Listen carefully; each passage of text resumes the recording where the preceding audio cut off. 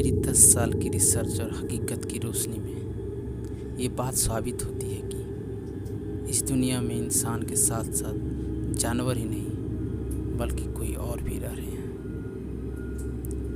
ये हमको तो देख सकते हैं, लेकिन हम में से ज़्यादातर लोग इन्हें नहीं देख सकते। रातों में जब कुत्ते के रोने की आवाज़ सुनाई देती है, वो इन्हीं की खौफ से होती है। कुत्तों को तो ये नज़र आते हैं। यूँ तो इस रिसर्च पर कई किताबें लिखी है।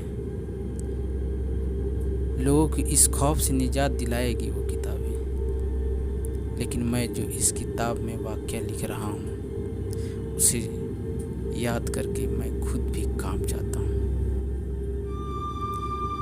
एक आम लड़के की तरह ज़िंदगी गुजर बसर करने वाला ये शख्स सोच भी नहीं सकता था कि अचानक अनजाने में जो उसके साथ भयानक हादसा पेश आएगा वो उसकी ज़िंदगी को ही बदल कर रख देगा।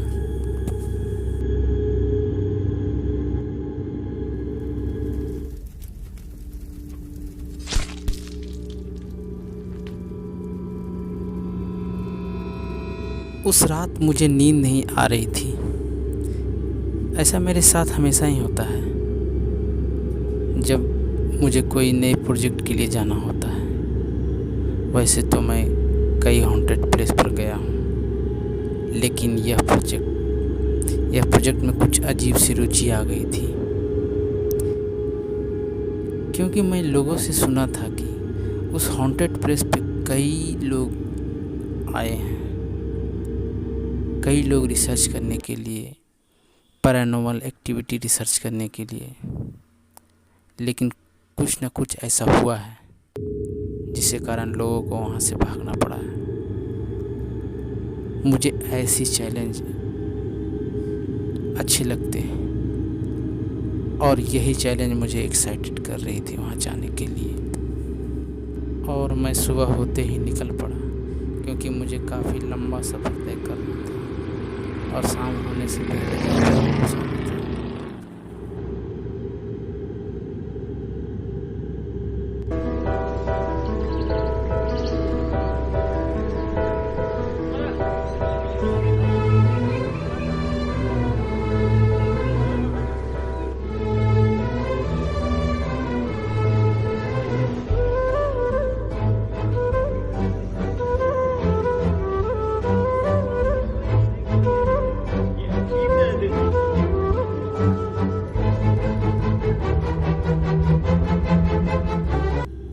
कई घंटों के सफ़र करने के बाद मुझे एक छोटा सा गांव दिखा।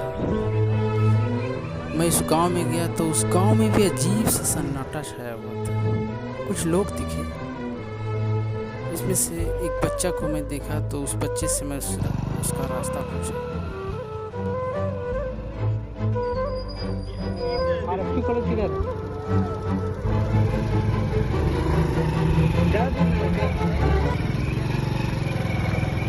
ओके।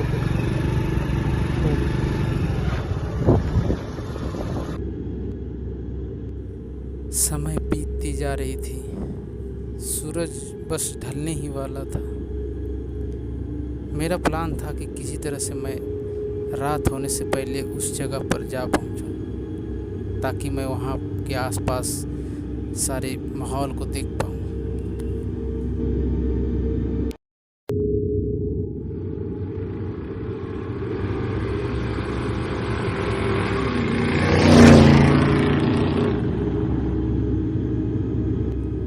और फाइनली मैं उस मंजिल तक पहुंच गया जहां पर मुझे जाना था। काफ़ी सन्नाटा और सचमुच में वहां अजीब सी नेगेटिविटी मुझे महसूस हो रही थी।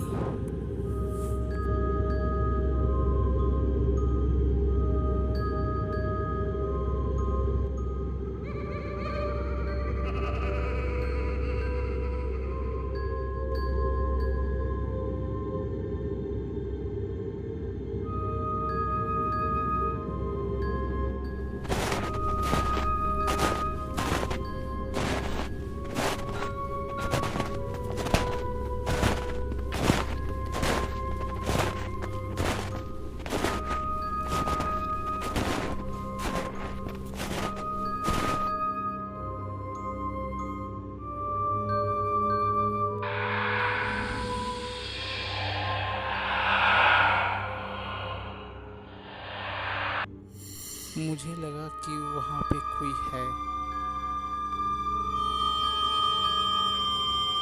कौन है वहाँ? हेलो।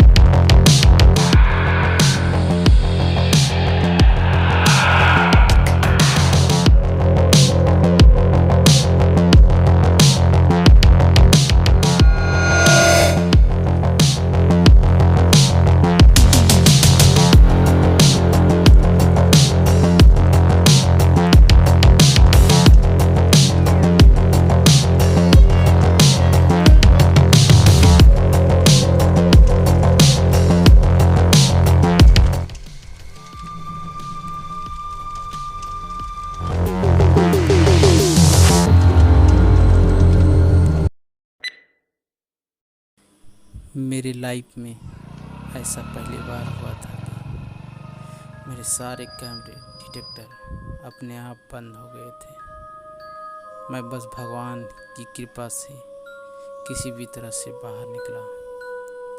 कहते हैं ना, कभी कभी ऐसे चीज़ों को मानना पड़ता है जिसके लिए आपका दिमाग कभी भी इजाज़त ना करता हो।